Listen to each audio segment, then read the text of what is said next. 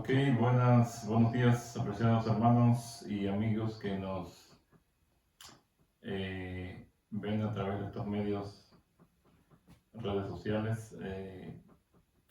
Estamos muy contentos de estar con ustedes en esta mañana de sábado y vamos a estar desarrollando un tema muy importante para poder seguir avanzando en el conocimiento del carácter de nuestro Padre Celestial. Hemos estado hablando el sábado anterior acerca de la ley como un espejo. ¿Cómo funciona la ley como un espejo para mostrarnos nuestra condición? Y cómo nuestro Padre usa este medio para que el pecador se dé cuenta de su condición y pueda buscar la solución a su problema.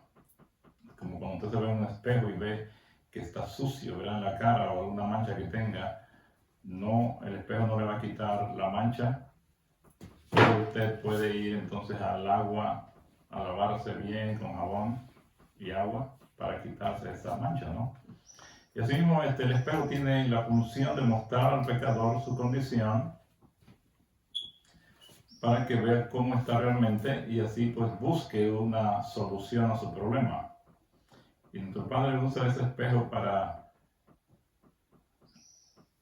ir dentro de nosotros, a nuestra mente, y ayudarnos en ese proceso de la salvación. Vamos a hacer una oración para empezar, para que nuestro Padre nos dirija en este estudio. Y vamos a olvidarnos aquí rápidamente.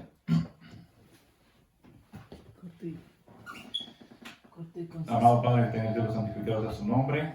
Gracias, oh Padre, por su grande amor y misericordia, porque usted es bueno y su misericordia es para siempre. Padre, gracias porque su justicia también es parte de su carácter, por esa justicia no es como la justicia humana, sino una justicia que se complace en hacer lo que es bueno y hacer lo correcto.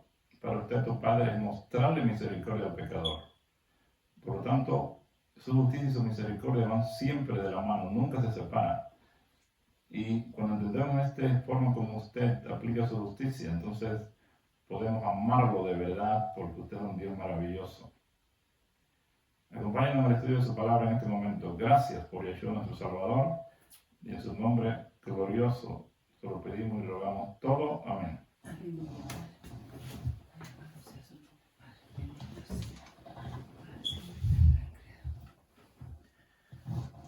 Ok, hermanos, entonces como decía, vamos a seguir poniendo las bases. Al mismo tiempo repasamos algunas historias, pero queremos poner hoy las bases de otra forma que debemos entender de cómo nuestro Padre realiza la obra de esa obra de santificación en el creyente, de llevarlo de estar en su vieja naturaleza a una nueva naturaleza, la naturaleza del Espíritu. Y eso se hace a través de, en la Biblia se usan estos términos, ¿verdad? Del viejo pacto, el antiguo pacto y el nuevo pacto. Y eso es lo que vamos a estar estudiando hoy, cómo podamos entender cómo trabajan estos dos pactos. No son un pacto que uno funcione en el Antiguo Testamento y el otro en el Nuevo, como muchos tratan de explicar, sino que ellos van unidos, van en una secuencia. Primero está la situación de la persona estando en el Antiguo Pacto y cómo de ahí puede pasar al Nuevo Pacto si la persona se rinde, si la persona busca a nuestro Padre Celestial y entrega su vida a Él. Es un proceso, es una secuencia. No es algo que ocurrió en el pasado uno y luego el otro después, independientes, sino más bien están unidos en una secuencia. Cuando podamos entender esto, vamos a entender mejor estas historias del Antiguo Testamento, porque cuando las personas están en el viejo pacto, que no tienen discernimiento, que no tienen el espíritu de Yahweh para entender su palabra y solo la ven por encima, por superficial, entonces obviamente que nuestro Padre tiene que lidiar con ellas de una manera diferente a cómo lidia con una persona que está en el nuevo pacto. Por ejemplo, nuestro Padre no lidia con los ángeles igual como Él lidia con nosotros los humanos, por tener esa falta de discernimiento y no tener su espíritu en nosotros. Él tiene que lidiar de una forma diferente con nosotros para poder ayudarnos, tiene que bajarse a nuestro nivel y en este nivel pues hace lo que Él ve más conveniente y más sabio para poder darnos su bendición. Muy bien, entonces vamos a ver en el Antiguo Testamento, como dije, vamos a hablar de estos dos pactos y vamos a ver que ellos tienen una conexión muy estrecha y muy importante que podamos entenderlo. Por eso es necesario para poder entender estas historias del Antiguo Testamento que están llenas, el Antiguo Testamento, de muchas historias violentas, muy extremosas, ¿verdad? Algunas veces que nosotros nos quedamos asombrados de que esto haya ocurrido, ¿verdad? Como imaginando a Dios matando a millones de personas ahí en el diluvio, ¿verdad? Un Dios que es de amor y misericordia, como de repente pierde el control y se aira. Y por no entender estos términos y todo lo que está pasando allí, pues tenemos una impresión totalmente falsa del carácter de Dios. El carácter de Dios se manifestó en una forma casi 100% en la venida de su Hijo a esta tierra. Y cuando nosotros estudiamos la historia de nuestro Salvador en esta tierra, allí es donde realmente vamos a conocer al Padre, no al estudiar las historias del Antiguo Testamento, donde Él tenía que lidiar con personas, como vamos a ver en este viejo pacto, que no entienden, y Él allí solo muestra lo que había en el corazón de estas personas, no lo que hay en el corazón de Él, sino lo que hay en el corazón de las personas cuando están separadas de Él. Entonces, estas historias, obviamente que algunas veces ni se las decíamos a nuestros niños cuando estaban pequeños porque teníamos temor de asustarlos.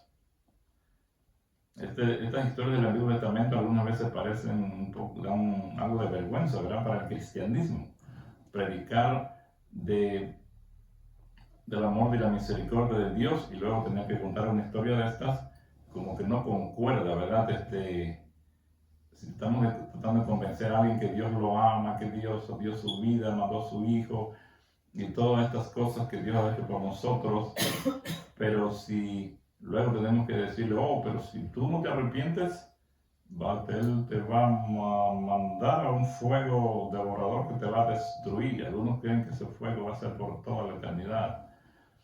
Y entonces, todo lo bueno que hemos dicho nuestro Padre Celestial se destruye con esta idea de que Él es un asesino, que mata a los que no están de acuerdo con Él, que va a destruir en el fuego, y otros piensan que esto va a ser como un fuego continuo, ¿verdad? La Iglesia Católica tiene doctrina, ¿verdad? Del fuego eterno, ¿no?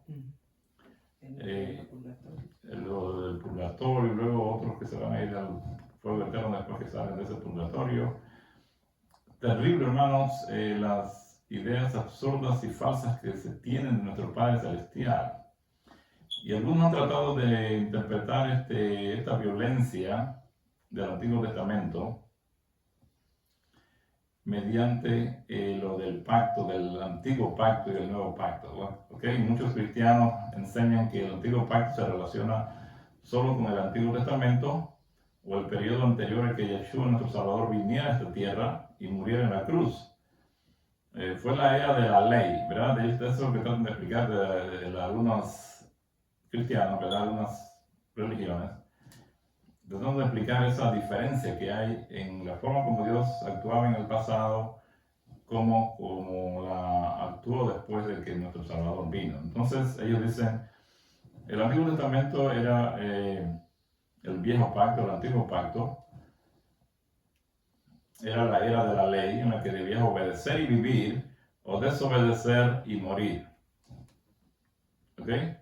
También existe la noción de que las personas en el Antiguo Testamento eran realmente primitivas, o sea que su mentalidad era muy primitiva, no habían estudiado como ahora la gente que estudia, ¿verdad? Que ahora la universidad y toda la cosa, y es más común. En ese tiempo ellos dicen, no, la gente era muy primitiva y no entendía el lenguaje de nuestro Padre Celestial y solo podían entender ese lenguaje de la violencia al lidiar con situaciones de crisis. En contraste, el Nuevo Testamento se percibe como una era de gracia, ¿verdad? Donde viene el Hijo, muestra el carácter amoroso del Padre, su amor y misericordia, y lo vemos como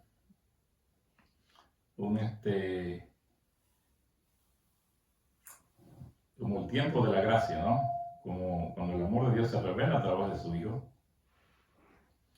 Y esto pues le permite al hombre experimentar el Evangelio cuando el Espíritu de Dios muere en nosotros. Y obviamente que eso es verdad, pero lo que están equivocados es lo que creen realmente de este antiguo y nuevo pacto. Vamos a ver exactamente qué es ese antiguo y nuevo pacto. Pensamos, las personas que piensan esto del antiguo pacto, pues que era una época, ¿verdad?, en la que solo se podía soñar con una realidad futura, de un evangelio más allá del alcance de ellos. Por eso supuestamente veían al Mesías cuando vendría y cambiaría todas las cosas. También algunos lectores de la Biblia han percibido esto como que Dios trata de hacer las cosas de una manera solo para ver que fracasó en su intento y entonces luego intenta un enfoque más amoroso. ¿Okay? Fracasa en ese intento de mostrar un carácter muy tiránico y de lidiar de esa forma con las personas, y luego hace un intento de cambiar ese enfoque a algo más amoroso. Y otros presentan la situación como Dios simplemente haciendo lo mejor que podía bajo las circunstancias hasta que llegara el Mesías. Así que esto solo plantea la pregunta de por qué le tomó tanto tiempo mandar a nuestro Salvador. Algunos razonan que hubiera sido mejor enviarlo mucho tiempo antes para introducir ese enfoque amoroso del Padre Celestial. ¿Por qué tuvo que esperar tanto tiempo? 4,000 años, ¿verdad? Entonces, la idea que tiene mucho, ¿verdad?, en cuanto al viejo pacto es que el viejo pacto fue en el Antiguo Testamento, el nuevo pacto es en el Nuevo Testamento. Pero este enfoque del Antiguo y el Nuevo Pacto presenta dos principios opuestos al plan de salvación. ¿Okay? El Antiguo Pacto se centra en la aplicación de la ley, mientras que el Nuevo Pacto se centra en la misericordia. Pero sabemos que estas dos cosas no van separadas. Ni la justicia ni la misericordia pueden separarse. Son parte del carácter de nuestro Padre Celestial y nunca se van a separar. Todo lo que Él hace es estar lleno de justicia y misericordia. Cuando colocamos estos dos principios en diferentes épocas de la historia mundial, estamos asegurando que estos dos pactos como que se entienden como que están opuestos entre sí. Pero si nosotros los ponemos en una secuencia dentro de la experiencia personal de cada persona, vamos a ver que revelan un proceso de restauración maravillosamente divino, donde Dios a cada persona lo lleva del viejo pacto al nuevo pacto, del pacto de la ley y de las obras al pacto de la fe y de la gracia. Pero este es un proceso donde ocurre en cada persona, no que ocurrió uno en el Antiguo Testamento y el otro en el Nuevo. Estamos analizando esto porque esto nos va a ayudar a comprender mejor muchos pasajes en el Antiguo Testamento que aparenta que Dios está actuando de una forma directa para mandar a matar gente, o Él mismo lo destruye, o diferentes cosas que nos muestran una situación donde se nos hace difícil poder explicar cómo es que Dios cambia del Antiguo Testamento al Nuevo. Así que tomemos, por ejemplo, la situación de una persona que tiene algún nivel de crecimiento óseo anormal en el cuerpo, ¿verdad? De repente un hueso se le está formando en una forma normal y esta persona visita al médico y el médico le dice que tiene que romper ese hueso y restablecer hasta que crezca de la manera correcta. ¿Ok? Entonces es necesario cortarlo y luego supervisarlo para que crezca en la forma correcta. Pero ¿qué pasa si el médico solo realiza la primera parte de la curación? ¿Qué pasa si solo rompe el hueso y luego lo deja allí como está sin hacer más nada? Ese médico sería considerado como ¿qué? Como un médico terriblemente incompetente. De otra forma también considere si una persona va a un dentista y tiene problemas en su boca, ¿verdad? Unas caries bien serias y el dentista pues descubre el problema de las caries y con el consentimiento del paciente comienza a perforar el diente para prepararlo y restaurarlo. Este proceso también puede ser doloroso muchas veces, ¿verdad? Pero ¿qué pasa si el dentista solo hizo la primera parte del trabajo?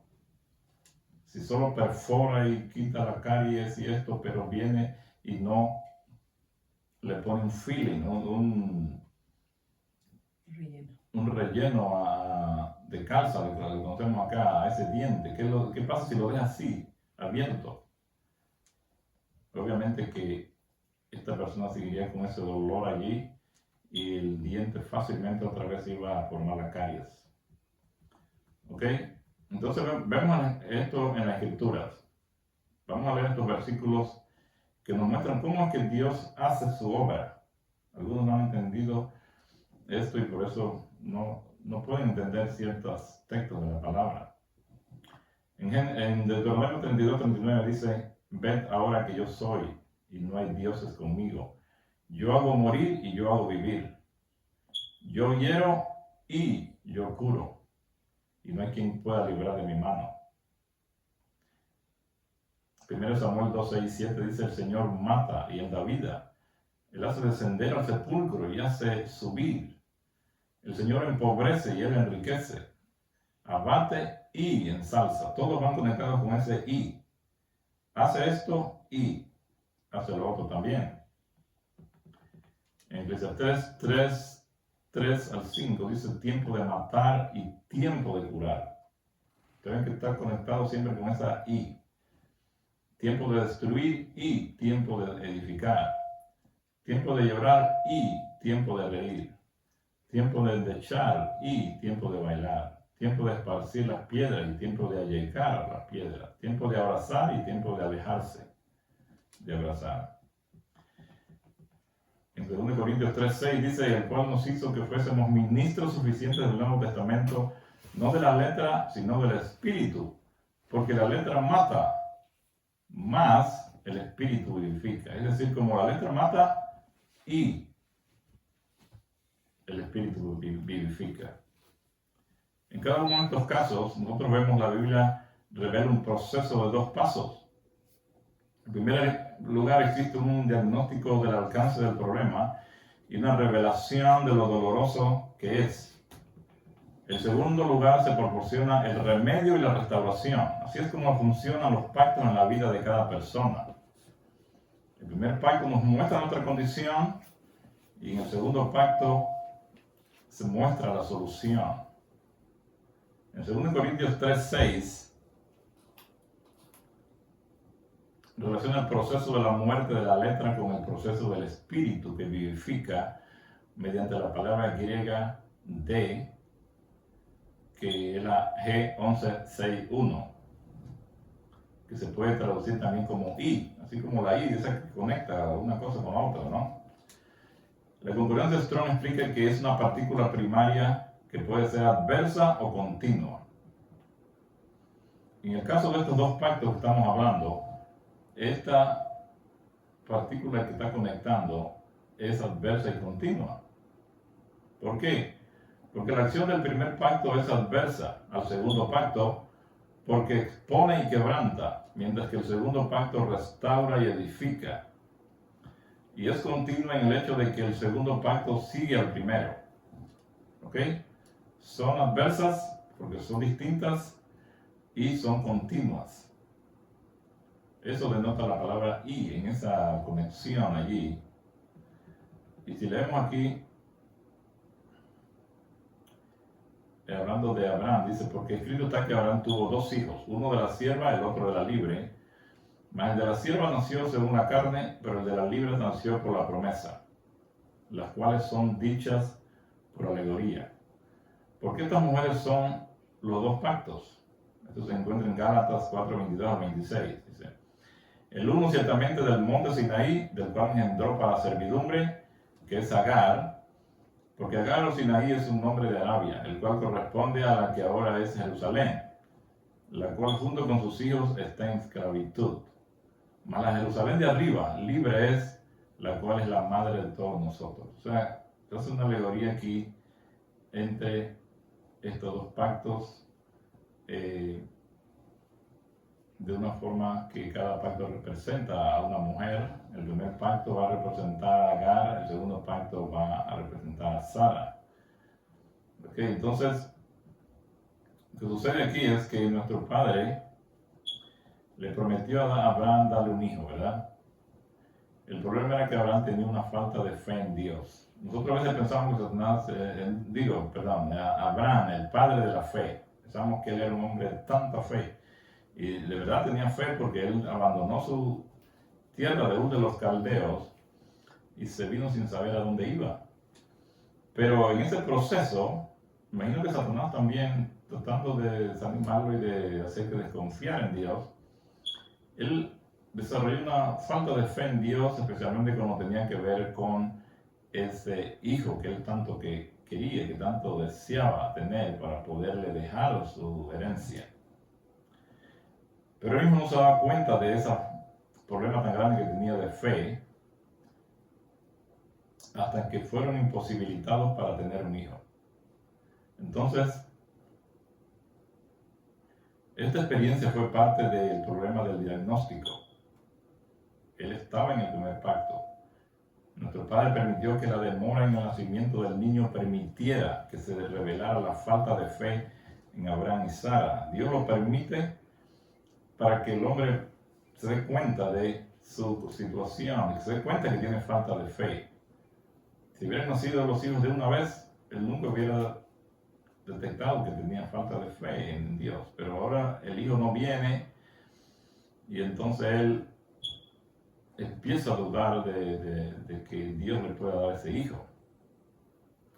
Así que este proceso es crítico para que tenga lugar la restauración. Primero tiene que haber un dolor, un momento de que uno se siente desesperado, que no tiene fe, que no cree que va a pasar lo que uno tanto desea.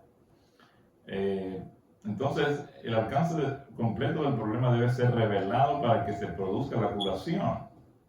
Entonces, por eso Dios permite ciertas cosas que le suceden a la gente, para que se manifieste lo que hay dentro de ellos y entonces puedan ver la realidad y arrepentirse, buscar a nuestro Padre para salvación.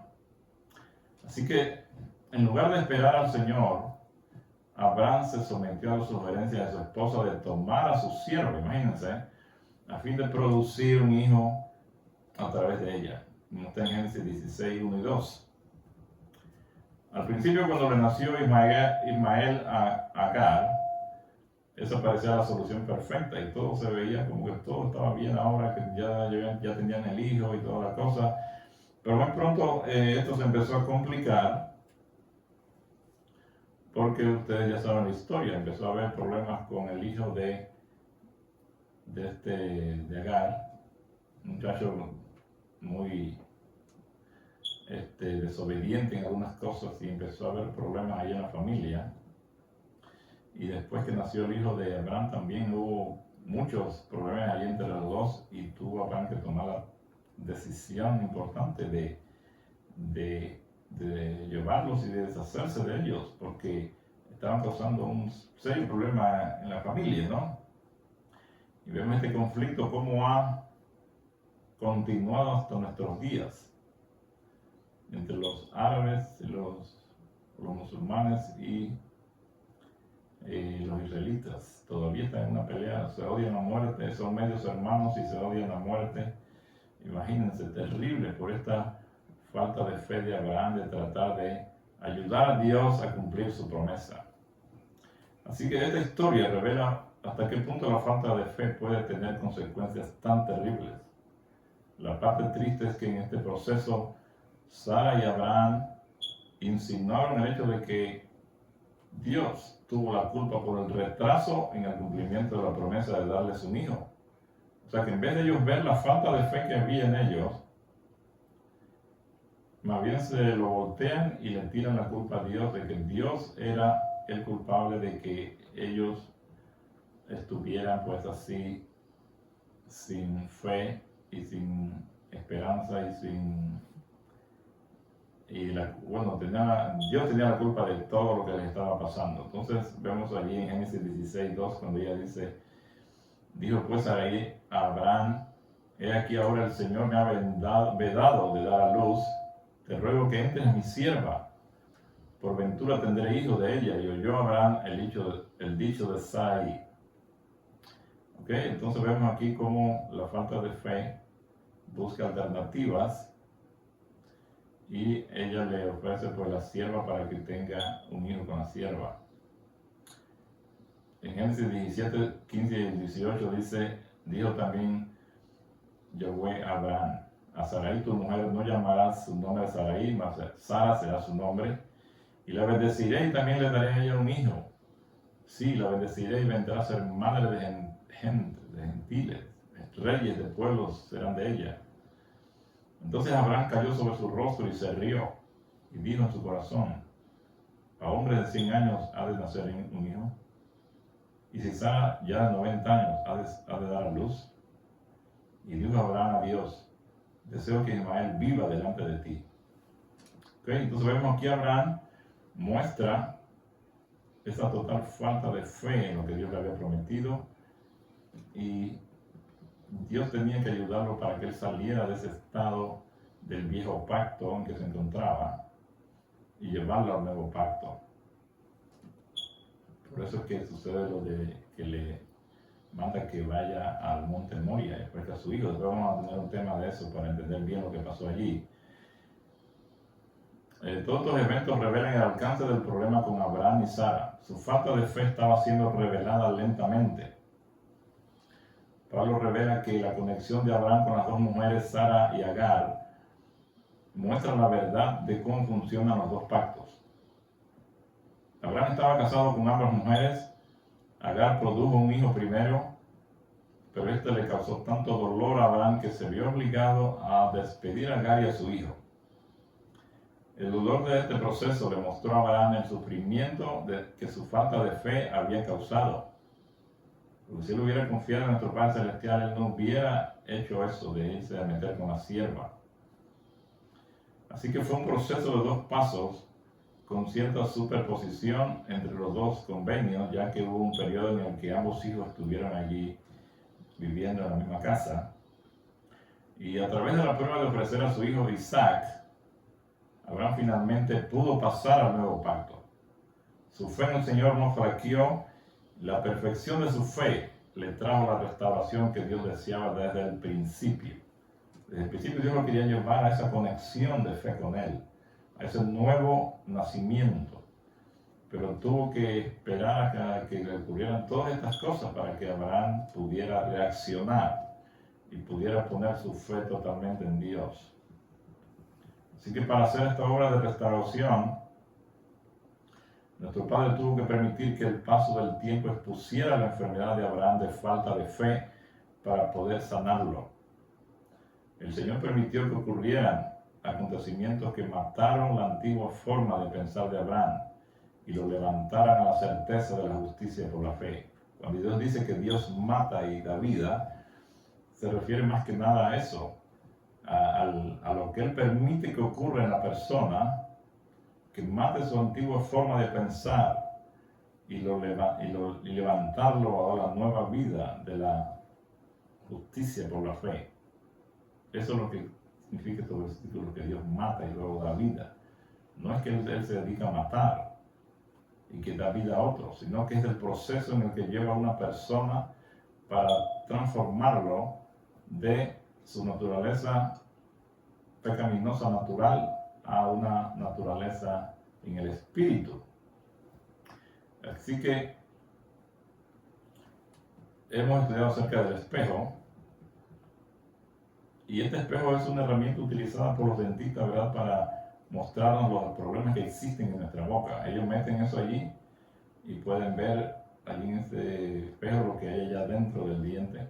A veces en los consultorios de dentistas más modernos últimamente, pues ellos le meten algo aquí y ellos pueden ver en una pantalla, o uno mismo la puede ver en una pantalla de computadora o una pantalla grande, puede ver uno lo que están mostrando allá adentro.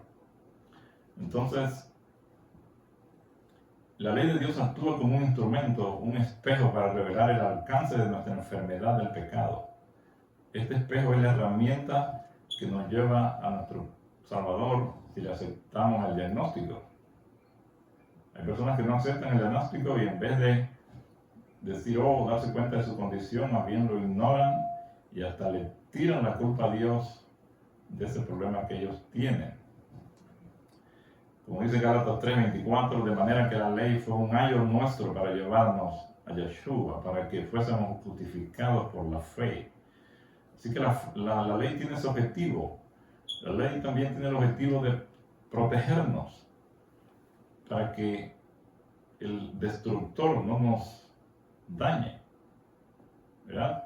La ley es algo maravilloso, pero obviamente la ley no nos salva, pero nos protege, es un cerco protector y es un espejo que nos muestra nuestra condición para que nos demos cuenta de lo malo que somos y vayamos a buscar la solución con nuestro Salvador, que puede transformarnos y por medio de su Espíritu viva en nosotros y nos dé la fuerza y la capacidad para vencer el pecado, para tener discernimiento, para entender la palabra. Si no tenemos el Espíritu de Yahweh en nosotros, no podemos entender muchas cosas. Y aunque tengamos 20 o 30 años en el Evangelio, hay muchas cosas que desconocemos y no las queremos aprender porque creemos que ya sabemos demasiado, que todo lo que hemos aprendido ha sido lo correcto y que no hay nada nuevo que aprender, ¿verdad? Pero cuando tenemos el Espíritu de nuestro Padre Celestial, este Espíritu nos da humildad para darnos cuenta que hay muchas cosas que no entendemos todavía. Por la eternidad vamos a estar estudiando de la palabra de Dios, de su ley, de su carácter. Así que nunca podemos decir, ya yo lo sé todo. Nadie puede decir eso. Si alguien lo dice, es mentiroso. Así que el problema del pecado, el pecado es un problema que empieza en la mente carnal. Para solucionar este problema, nuestro Padre Celestial debe revelarnos nuestro falso pensamiento. Él debe demostrarnos lo que hay allí para que yo pueda reaccionar y me dé cuenta de ese problema que tengo, ¿no? Esta obra se realiza a través de la ley.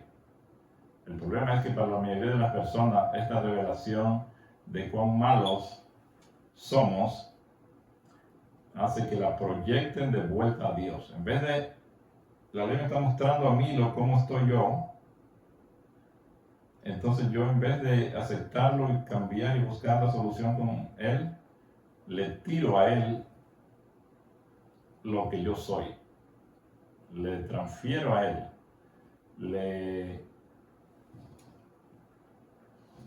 Le trato de proyectar para atrás a Él lo que yo soy. Santiago 1:22-25 dice, sed hacedores de la palabra, y no tan solamente oidores, engañándose a vosotros mismos. Porque si alguno oye la palabra y no la pone por obra, tal es semejante al hombre que considera en un espejo su rostro natural. Porque él se considera a sí mismo y se fue, y a la hora se olvidó que tal era. Mas el que hubiera mirado atentamente en la ley de perfecta libertad y hubiera perseverado en ella, no siendo oidor olvidadizo, sino hacedor de la obra, tal será bienaventurado en su hecho.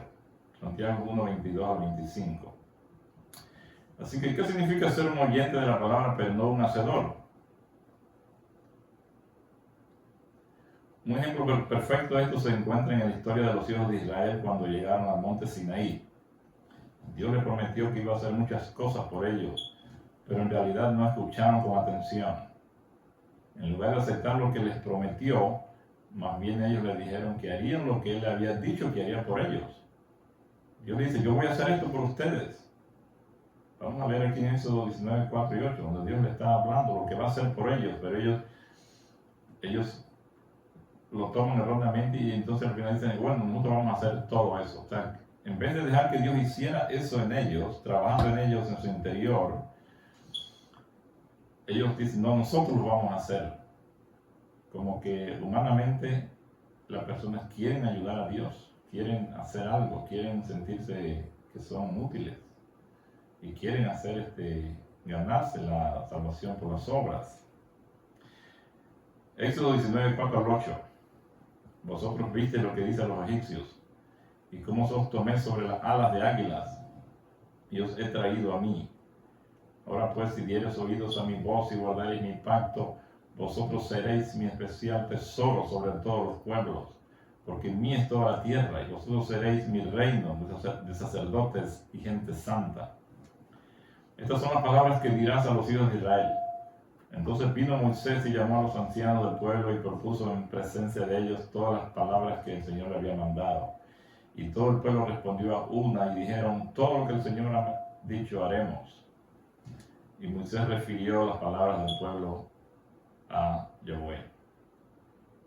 Éxodo 19, 4 al 8. ¿Okay? Entonces la gente realmente no escuchó atentamente lo que Dios dijo, lo que les permitiría obedecerle en espíritu y en verdad. La obediencia simplemente significaba confiar en Dios, en que Él los haría reyes y sacerdotes para Él. La obediencia debía entenderse no como haciendo algo por Dios, sino más bien confiar en que Dios estaba haciendo algo por ellos. Pero lamentablemente Israel tergiversó la promesa de Dios y lo convirtió en algo que ellos podían hacer por Él y así alcanzar algún mérito por hacerlo, ¿no? Este proceso es lo que la Biblia probablemente llama el antiguo pacto. Este evento mostró de manera formal la incapacidad del hombre para realmente escuchar a Dios y confiar en lo que Él dice. Entonces, cuando las personas están en este antiguo pacto, es la condición en la que estaba Israel. No entienden la palabra. Dios les dice una cosa y ellos salen con otra. Y obviamente que van a fracasar, porque cuando el hombre no tiene el Espíritu de Dios en él, no puede obedecer su ley, porque su ley es espiritual. La ley no es solamente hacer cosas malas. La ley es que tiene que ser parte de nuestra mente, de tal forma que la mente sea transformada y yo pueda obedecer la ley desde mi mente. ¿Ok? No solamente acá afuera en lo que se ve, sino en la mente.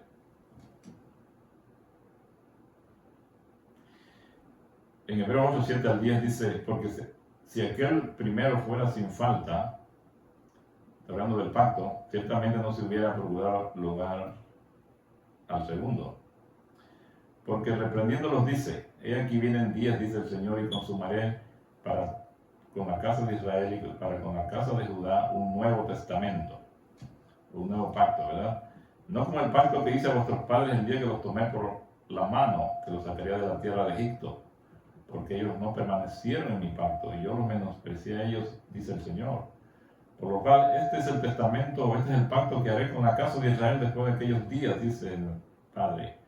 Daré mis leyes en el alma de ellos, en su mente, y sobre el corazón de ellos las escribiré, y seré a ellos por Dios, y ellos serán a mí por pueblo. ¿Ok? En Gálatas 3, 24 25 dice, de manera que la ley fue un ayo nuestro para llevarnos a Yeshua, para que fuésemos justificados por la fe.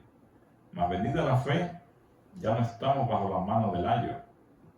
¿Okay? Entonces la ley es como un ayo, una persona que nos lleva a Yeshua. Pero cuando ya estamos con Yeshua en nuestro corazón, ya la ley pierde su valor, su importancia, porque ya yo voy a guardar esa ley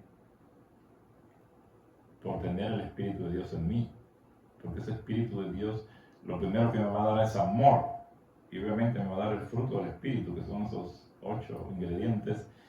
Y cuando tenemos amor en nuestro corazón y todo el fruto del Espíritu, entonces ya vamos a guardar esa ley sin aún darnos cuenta que la estamos guardando.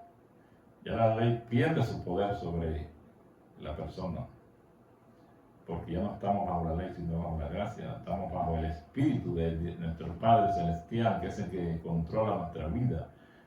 Y ese es el nuevo pacto del Espíritu.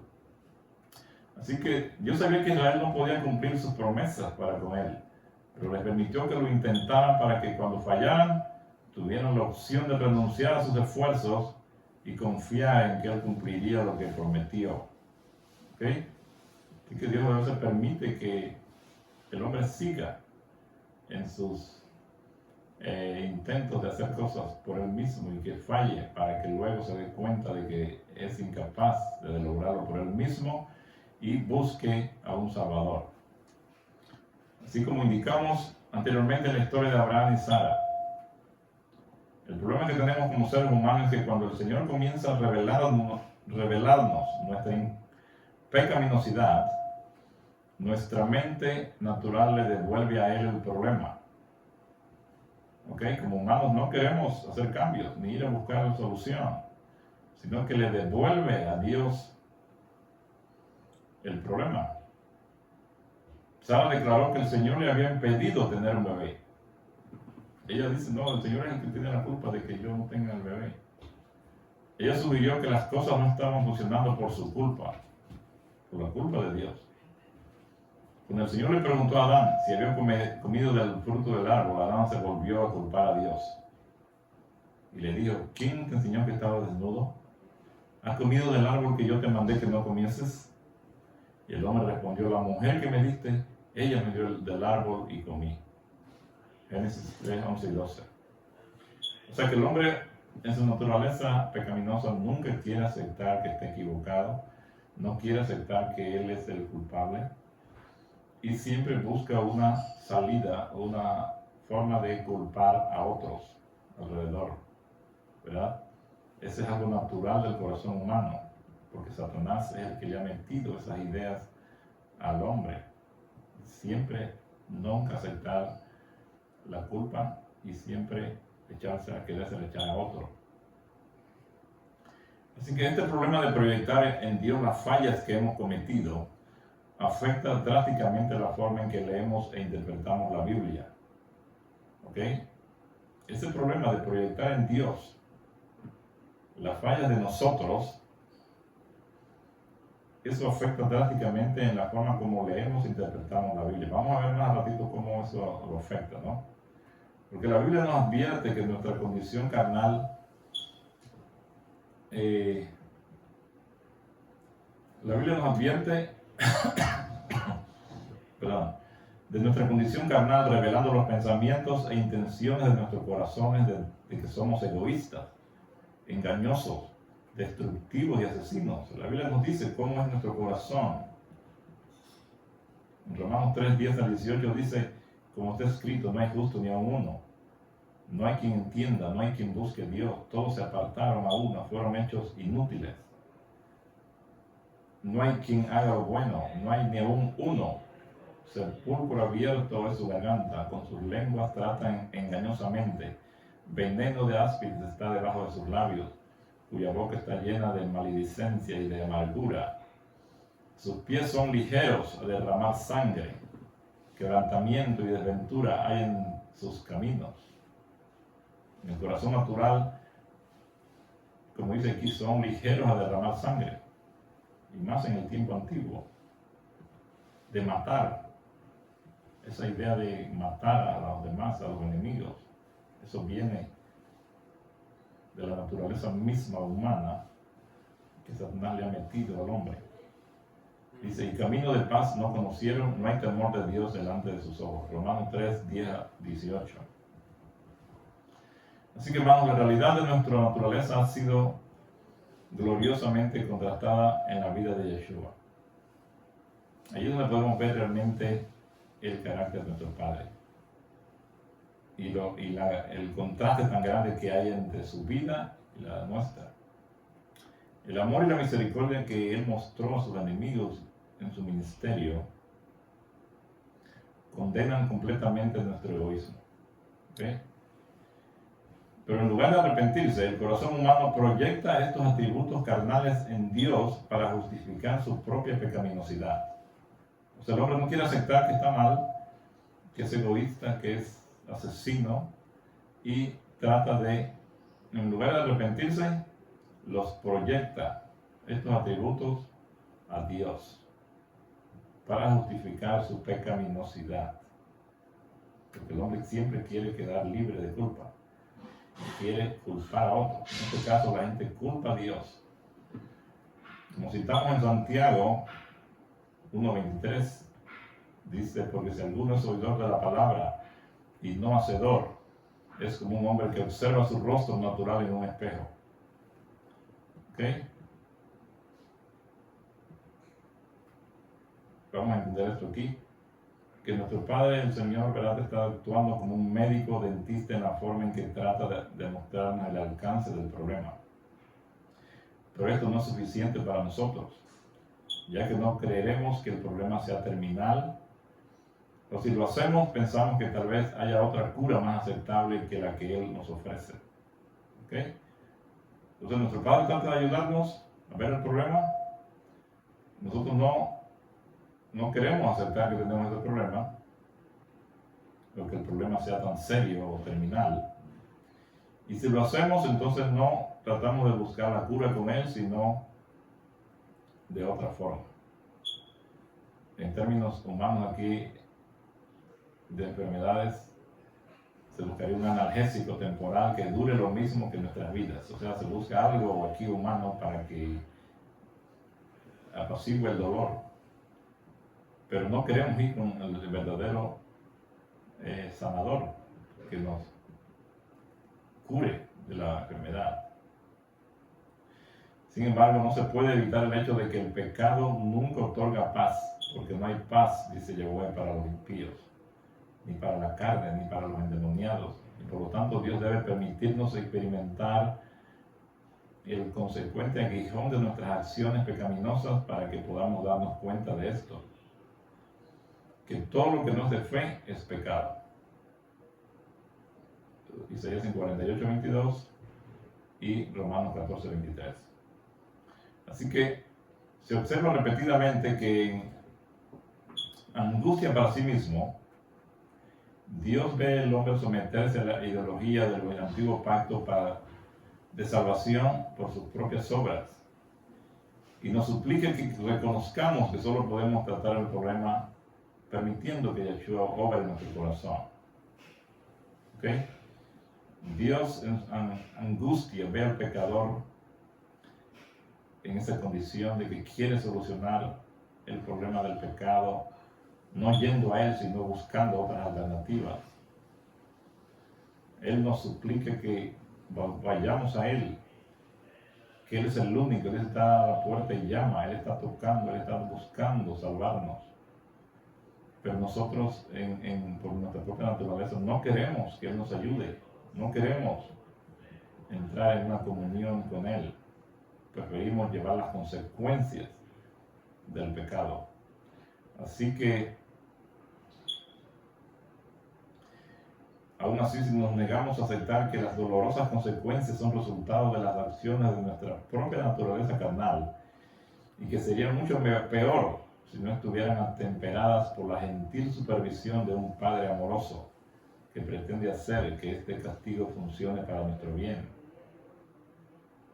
No queremos aceptar eso. Y lo interesante aquí es que nuestro Padre, Él sufre. Dice Él, en su aflicción, Él también fue afligido. Él sufre por nosotros, por vernos en la dureza de nuestro corazón, de no quererlo buscar. Es como un padre que ve a un niño que está jugando con una botella de vidrio y se rompe la botella y entonces el niño tratando de solucionar sus problemas, él mismo ahora se corta con esos vidrios, pero no quiere pedirle ayuda al papá. Imagínate cómo el padre sufre de ver a ese niño tratando de solucionar sus problemas él mismo, cuando ahí está su padre que le ayudaría rápidamente a curarlo y a sanarlo y a protegerlo. Así somos nosotros, de grandes. No queremos ir a la verdadera fuente de la salvación. Buscamos todas las otras alternativas antes de ir a Él. En vez de buscarlo y de buscar su ayuda, dice, somos tentados a culparlo y acusarlo de tener un carácter severo. Y desde nuestra perspectiva corrupta, de maltratarnos y arbitrariamente permitir que el dolor caiga sobre nosotros. Eso es lo que la gente cree, porque no tienen discernimiento, están en el pacto antiguo. Y en vez de ver y buscar la ayuda de nuestro Padre Celestial, más bien lo van a acusar, lo van a culpar de tener un carácter severo y en esa perspectiva corrupta que el hombre tiene de él, piensa que Dios es el que lo maltrata y arbitrariamente está causándole el dolor y todas las cosas malas que le puedan estar sucediendo. Así que los hombres han inventado maneras sumamente ingeniosas de proyectar en Dios su propia conducta degradada. ¿Ok? No quieren aceptar que está mal, no quieren aceptar que es su culpa, y más bien quieren tirarle a Dios la culpa de sus consecuencias que están pagando o que están experimentando. La Escritura dice en Jeremías 17:9, el corazón es engañoso más que todas las cosas y perverso. ¿Quién lo puede saber? ¿Quién lo conocerá? En Salmos 50:21 dice, estas cosas hiciste y yo he callado. Ahí está Yahweh hablando. Pensabas que por eso que de cierto yo sería como tú. Pero dice, yo te arguiré y las pondré delante de tus ojos. El hombre en su deseo de estar separado de Dios busca excusas y se las ingenia para tirar la culpa a Dios de todo lo malo que le sucede y no quiere ir a buscar la solución con Él. Así que, tristemente desde la humanidad, nuestros corazones por naturaleza son engañosos y asesinos. Cuando el hombre natural lee la Biblia, proyecta estos atributos malvados sobre Dios. Cuando el hombre percibe a Dios como violento y tiránico, esto sirve para revelar y expandir completamente las semillas que ya existían en el corazón del lector, como Pablo explica. Entonces el pecado, cuando hubo ocasión, obró en mí por el mandamiento toda concupiscencia. Porque sin la ley el pecado estaba como adormecido. Así que yo sin la ley vivía por algún tiempo, mas venido el mandamiento el pecado revivió y yo morí. Y hallé que el mismo mandamiento que era para vida, para mí era mortal. Porque el pecado había habido ocasión, me engañó por el mandamiento y por él me mató. De manera que la ley a la verdad es santa y el mandamiento santo, justo y bueno. Luego lo que es bueno a mí me es hecho muerte. No, sino el pecado que para mostrarse pecado por lo bueno me obró la muerte, haciéndose pecado sobremanera pecaminoso por el mandamiento. Entonces, este lenguaje de Pablo no es tan fácil de entenderlo porque es algo muy sofisticado, por lo que él está hablando, lo mismo que estamos diciendo aquí en otras palabras, que la ley tiene ese objetivo de a las finales llevarnos a lo más bajo, para que yo, estando en esa condición de muerte, espiritual hablando, pueda darme cuenta de mi condición y busque al Salvador. Entonces, vamos a ver aquí cómo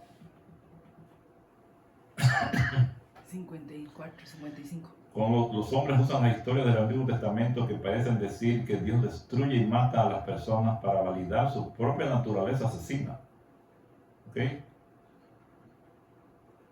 ¿Cómo es esto? Los hombres usan estas historias del Antiguo Testamento que parecen decir que Dios destruye y mata para validar su propia naturaleza asesina. Todos tenemos esos deseos de la carne dentro de nosotros, y cuando leemos en la Biblia algo parecido así que no entendemos por encima, entonces le tiramos la culpa a Dios. No, Dios es el asesino, Dios es el que destruye, Dios es el tirano, Dios es el malo, cuando todo eso más bien está mostrando lo que hay dentro de mí. La Biblia está cuidadosamente escrita para permitirles a los hombres revelar completamente lo que está en sus corazones. Vamos a ver esto un poquito más adelante porque está bien tremendísimo y es bien importante que lo podamos entender. La vida de Yeshua en la tierra nos muestra exactamente cómo es Dios, ¿verdad? Yeshua nunca mató a nadie. Hay una cita de... Vamos a buscar esta cita para leerla.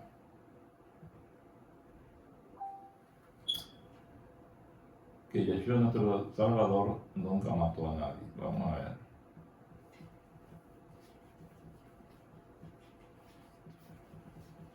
El asunto es cuando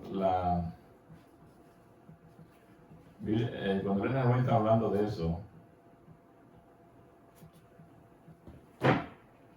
ella dice que nunca mató a nadie. Vamos a quitar la cita. Dice así: Herodes y las autoridades malvadas mataron al justo, pero Cristo nunca mató a nadie. Y podemos atribuir el espíritu de persecución, porque los hombres quieren libertad de conciencia, a su origen, Satanás.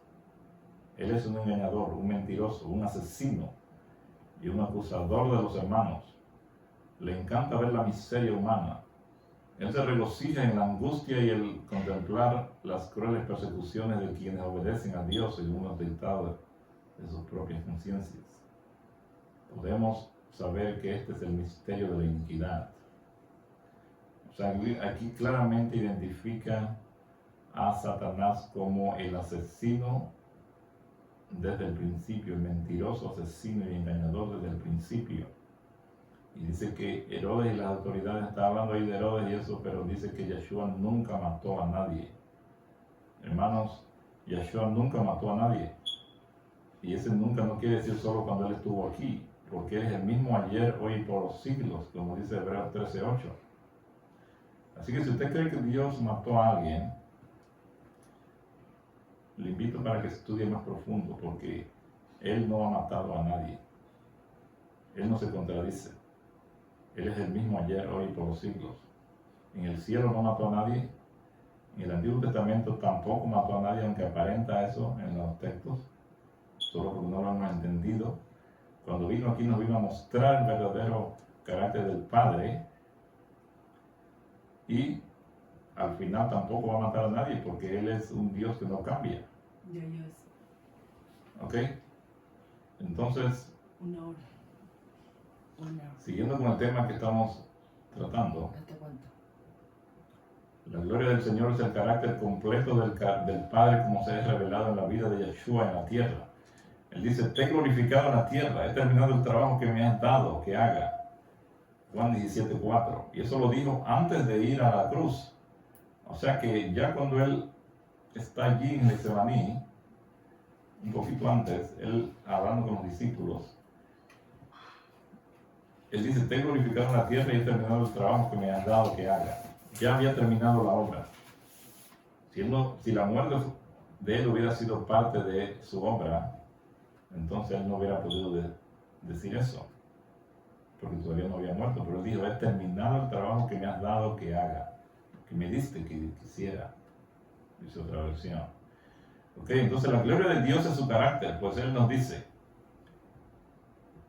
cuando Moisés allá le dice: te ruego que me muestres tu gloria, entonces Yeshua, el Padre, ¿verdad? Yahweh pasa ahí y dice, pasó delante de Él y proclamó: yo soy el Señor, yo soy fuerte, misericordioso y piadoso, tardo para la ira. En otras versiones dice que es un Dios sufrido y grande en misericordia y en verdad. ¿Okay? Entonces ahí muestra él que cómo es él, cuál es su gloria, son los atributos que él tiene en su carácter. Cuando lees la Biblia a través del espejo de la gloria o el carácter de Yeshua, ves algo completamente diferente en el Antiguo Testamento que cuando lo lees a través del espejo de tu corazón natural. Y eso es lo que pasa, cuando nosotros leemos estas historias del Antiguo Testamento y estamos en el viejo pacto, entonces lo vemos de una forma en que Dios es el que tiene la culpa, el que es Dios que actuó de esa forma para destruir. Pero si nosotros tenemos a Yeshua en nuestro corazón y tenemos su carácter en nosotros, entonces lo vamos a ver esa historia a través del lente de la vida de Yeshua en la tierra y vamos a ver lo maravilloso que es todo esto. Vamos a ver el amor de nuestro Padre allí manifestado, que no es lo que la gente se imagina.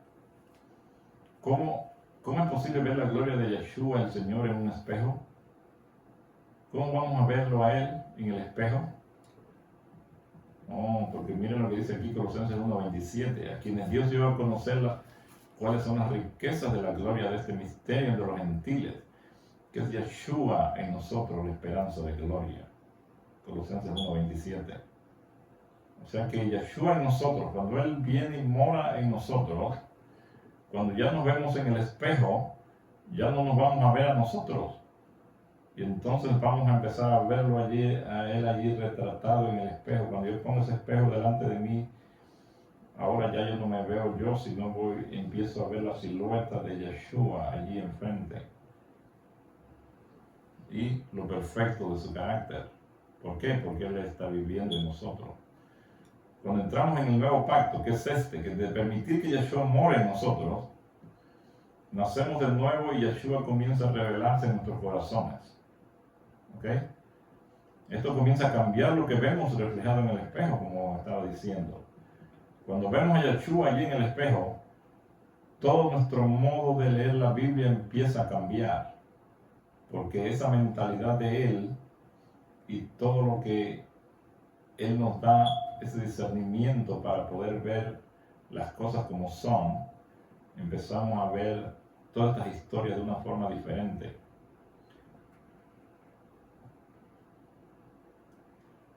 Entonces, ¿qué sucede? Empezamos, cuando leemos esta palabra de Él, comenzamos a ver muchas contradicciones aparentes que a simple vista no se resuelven fácilmente.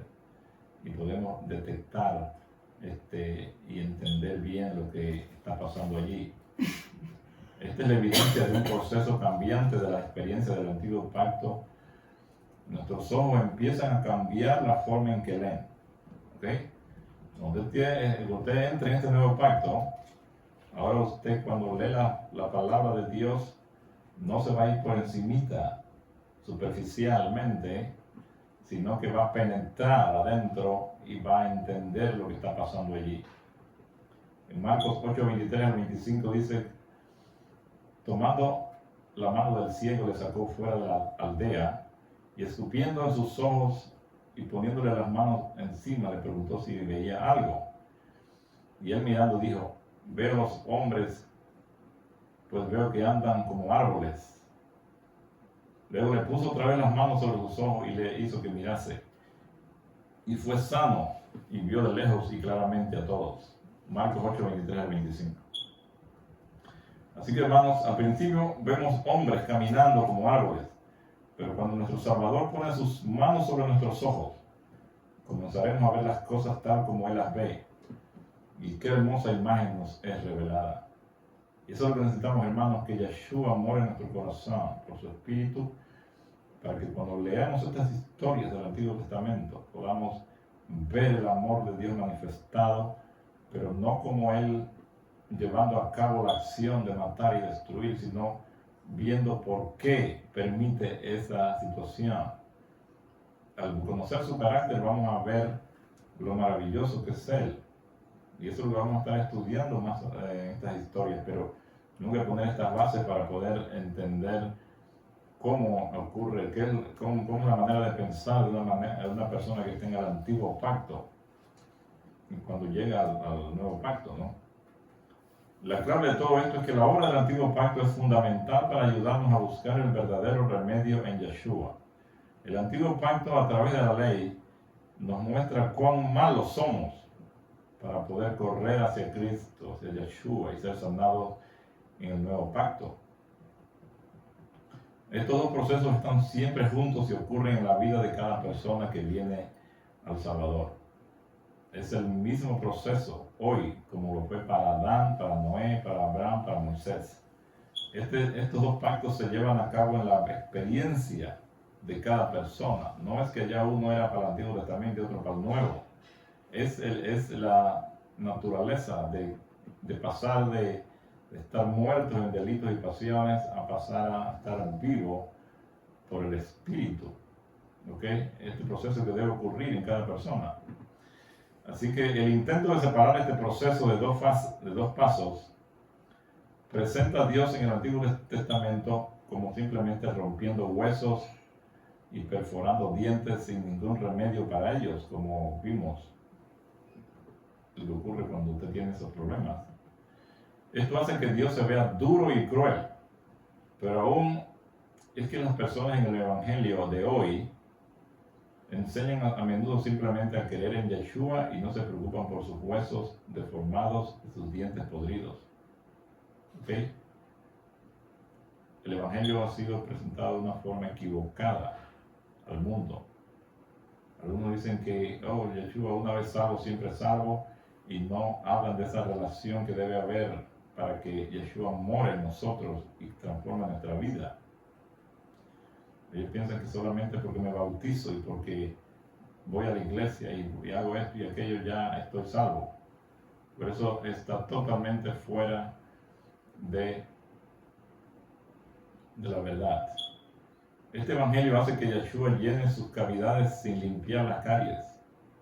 O sea, que lo deja sucio y viene y lo llena de la calza. Es un evangelio falso de muchas formas, porque la gente no quiere que la gente conozca el evangelio verdadero. El evangelio verdadero, mis queridos hermanos, es pasar del viejo pacto al nuevo pacto. ¿Qué significa eso?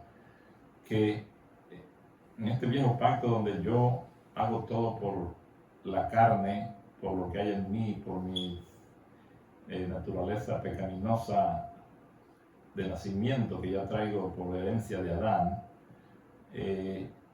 yo busco de Yeshua y Él es el que va a venir a nosotros y nos va a transformar por medio de su Espíritu morando en nosotros.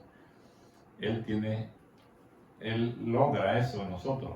Ese es el evangelio verdadero. Yeshua morando en nosotros es la esperanza de gloria.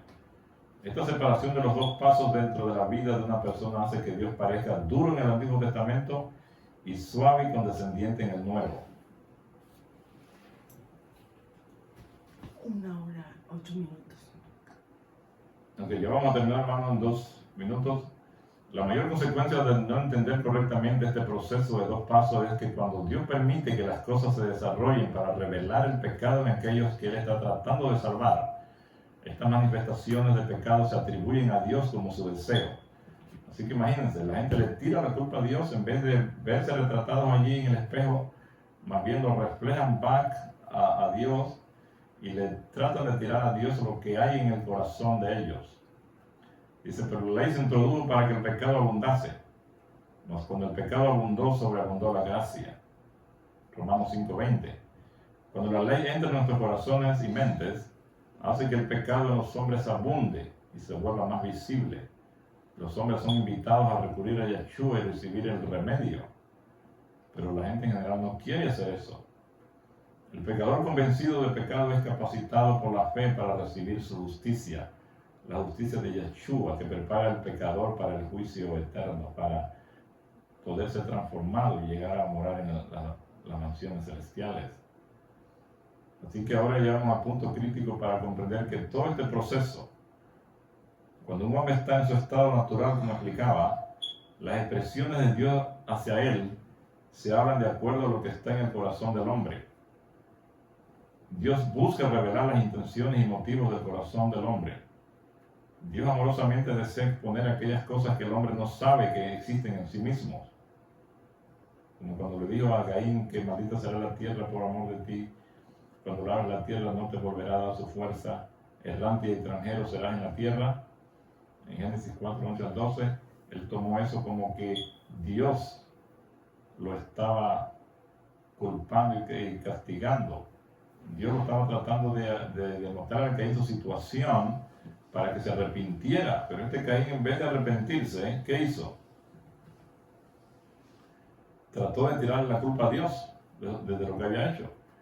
Y dijo Caín a Yahweh: mi castigo es más grande de lo que puedo soportar. He aquí me has arrojado hoy a la faz de la tierra, y de tu rostro estaré escondido, y seré un fugitivo y un vagabundo en la tierra. Y vemos cómo Caín, en vez de arrepentirse, trata de tirar la culpa a Dios, de que Dios lo está tirando 1:10. y lo está arrojando, y no ve lo que Dios le está tratando de decir, que se arrepienta, que eso que le ha ocurrido es porque él se apartó de él y él está haciendo las cosas naturales de su corazón. En lugar de aceptar el diagnóstico como una realidad de su condición, Caín proyecta la culpa a Dios. Si Caín vemos que se niega a arrepentirse por haber matado a su hermano y por lo tanto no puede encontrar la paz. La culpabilidad de asesinar a su hermano descansa sobre él día y noche, causando que constantemente corra en su mente como un fugitivo. Algunas veces nuestro Padre emitirá órdenes que reflejen la mente de la persona para que esos pensamientos se manifiesten en una decisión, revelando así lo que está en sus corazones. Y eso es lo que la gente no entiende. Dios trata de sacar, de dar órdenes a veces, porque ya la persona está decidida a hacerlo, y Él solamente le dice: ok, ¿quieres hacerlo? Hazlo. Y aparenta que Él está de acuerdo con eso. Pero eso no está reflejando la voluntad de Dios realmente, sino Dios solamente le está dando al hombre lo que Él quiere hacer y que ha decidido ya en su corazón. En el caso de podemos ver esto claramente cuando fueron los espías a reconocer la tierra. Dice: todos ustedes se acercaron a mí y dijeron: enviemos delante de nosotros hombres que nos reconozcan la tierra y nos traigan informes sobre el camino por donde hemos de ir. Y bueno, ahí sigue, ahí Deuteronomio 1, 22 al 23. En Números 13, 1 y 2 dice: y Yahweh habló a Moisés diciendo: envía tú hombres que reconozcan la tierra de Canaán, la cual yo doy a los hijos de Israel. De cada tribu de sus padres enviaréis un varón. Okay, entonces, la razón por la cual los hombres pidieron espiar la tierra era porque les faltaba fe en la palabra de Dios.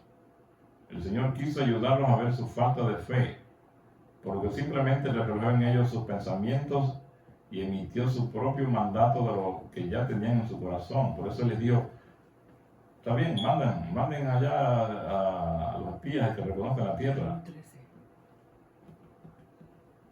Pero ¿qué sucede? Dios solo les muestra, les deja que hagan lo que ellos tenían en su corazón. Ellos tenían falta de fe, no creían que podían tomar esa tierra. Y Dios los deja, les dice: ok, vayan, para que se les muestre lo que había en su corazón. Los pensamientos de los hombres son reflejados para hacer que abunde su pecaminosidad. No son los pensamientos o el deseo de Dios. Este es el punto que la mayoría de los lectores de la Biblia se confunde, porque lo tanto están engañados. Creen que Dios es que les dijo: hagan eso, y que eso era la voluntad de Dios. Más bien Dios les está diciendo lo que había en su corazón de ellos. Ellos querían hacer eso. En el caso de Balán, Dios le mostró a Balán que él no quería que fuera para allá. Pero cuando los mensajeros del rey Balán vinieron y le ofrecieron muchas cosas, entonces él empezó a dudar ya y quiso: oh, aquí donde me voy a ganar una gran cantidad de dinero.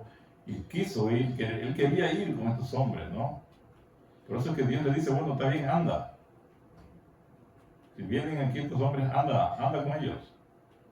Dios realmente no quería que él fuera, pero eso es lo que él quería. Y cuando una persona se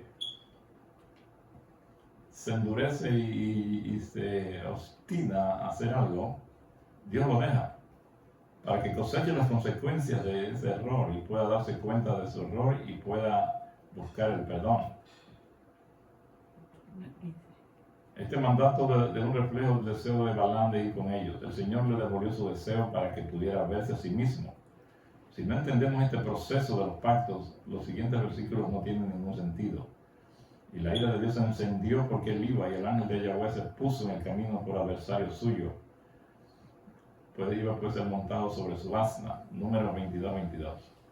Así que recordemos que esa palabra ira realmente no es que Dios se enojó, más bien Dios se afligió.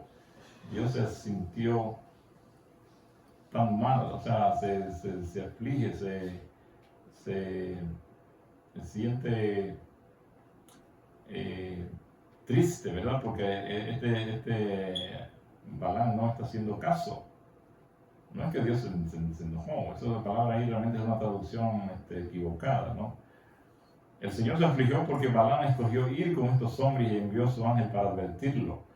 Balaam parece entender que debe regresar a su hogar, pero una pequeña palabra delata lo que hay en su corazón. Él dijo, sí, he pecado porque no sabía que tú ponías delante de mí en el camino. Mas ahora, si te parece mal, yo me volveré. Números 22-34. Si te parece mal. Ya Dios le había mostrado que no quería que fuera y él todavía está preguntando que si te parece mal. Él sabía que no estaba haciendo la voluntad del Señor. Todo el episodio en el burro y el ángel del Señor mostró claramente que lo que estaba haciendo estaba mal. Incluso reconoció su pecado.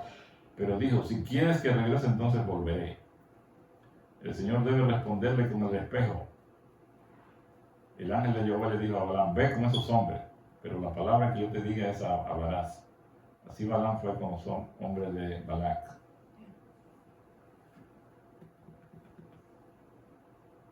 Los mandatos de Dios a Balaam fueron sobre el reflejo de sus propios pensamientos, porque Balaam estaba en el antiguo pacto.